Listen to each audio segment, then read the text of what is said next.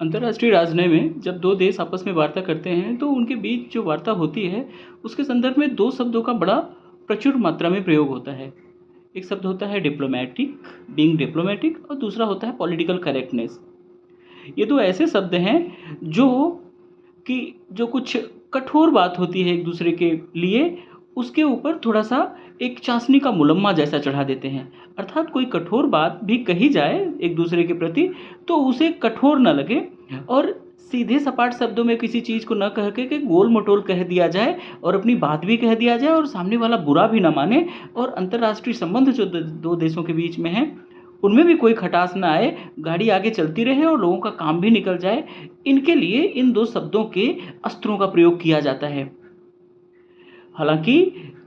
यहाँ जो दो देश और उनके जो अधिकारीगण होते हैं जो आपस में इस तरकीब का प्रयोग करते हैं, यहाँ पर ये होता है कि दोनों देशों के जो दोनों अधिकारी होते हैं वे समझ रहे होते हैं, क्योंकि दोनों ही इन दो अस्त्रों का प्रयोग कर रहे होते हैं। लेकिन जब यही being diplomatic and political correctness जैसे अस्त्रों का प्रयोग किसी समाज में, किसी संगठन में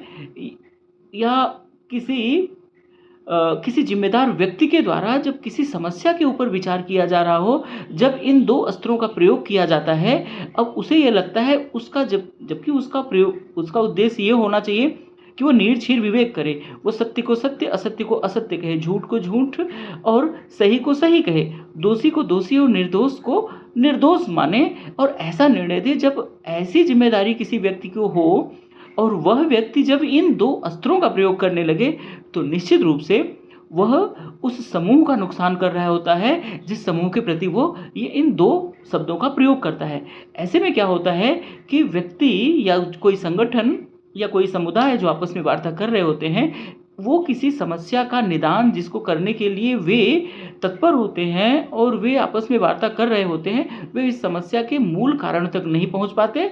और इस चाशनी के मुलम्मे चढ़े हुए इन दो शब्दों के भंवर जाल में पड़े रह जाते हैं और समस्या जस की तस बनी रह जाती है और नासूर बन जाती है। अब आपके सामने एक ताज़ा उदाहरण मैं प्रस्तुत करूं तो बांग्लादेश की घटना को ही देख लीजिए। बांग्लादेश में बाकायदे तो हुआ तख्ता पलट, लेकिन उस तख्ता पलट के ऊपर एक कवरिंग क्या दी गई जिसको कि डिप्लोमेटिक, बीइंग डिप्लोमेटिक या पॉलिटिकल करेक्टनेस के तौर पर, कि वहाँ पर लोकतंत्र की स्थापना वास्तविक रूप में हो रही है। लो कर लो लोकतंत्र की स्थापना। 2 दिन पहले की घटना है कि वहाँ की वर्तमान कार्यकारी सरकार ने वहाँ की सेना को 60 दिन के लिए मजिस्ट्रेट पावर भी प्रोवाइड करा दिया है। यह 60 दिन कब 90 दिन में बदल जाएगा, कब 120 दिन में बदल जाएगा और कब 12 महीने या फिर कितने साल तक में बदल जाएगा, इसकी कोई गारंटी नहीं दे सकता।